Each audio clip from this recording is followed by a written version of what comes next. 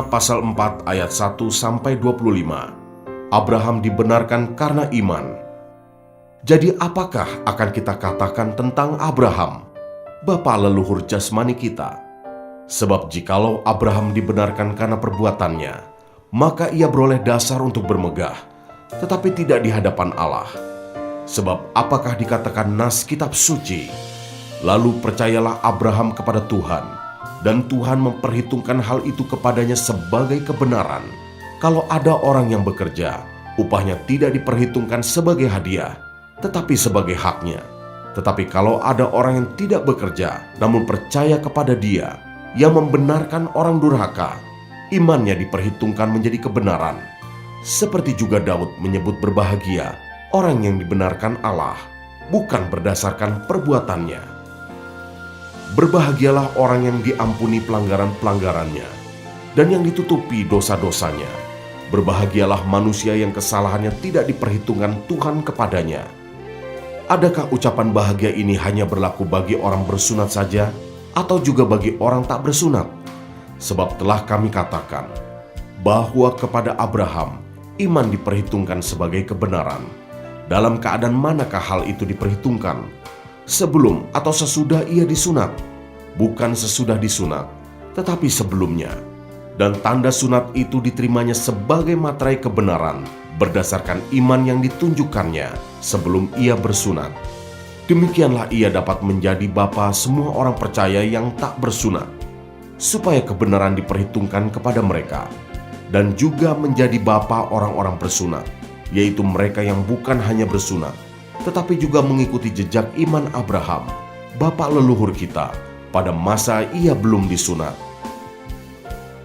Sebab bukan karena hukum Taurat telah diberikan janji kepada Abraham dan keturunannya bahwa ia akan memiliki dunia, tetapi karena kebenaran berdasarkan iman. Sebab jika mereka yang mengharapkannya dari hukum Taurat menerima bagian yang dijanjikan Allah, maka sia-sialah iman dan batalah janji itu.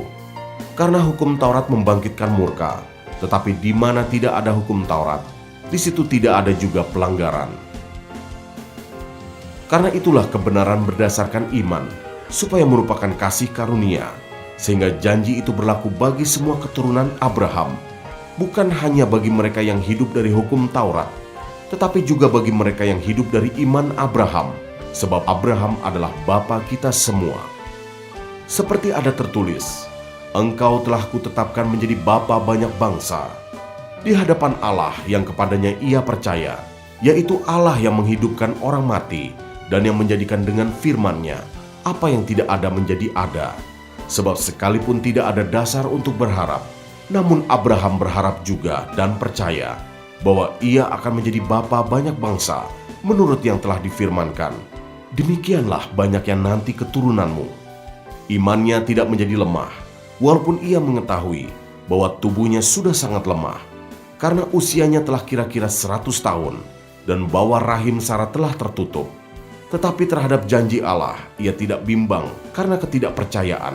Malah ia diperkuat dalam imannya, dan ia memuliakan Allah dengan penuh keyakinan bahwa Allah berkuasa untuk melaksanakan apa yang telah ia janjikan. Karena itu, hal ini diperhitungkan kepadanya sebagai kebenaran. Kata-kata ini, yaitu hal ini diperhitungkan kepadanya, tidak ditulis untuk Abraham saja, tetapi ditulis juga untuk kita.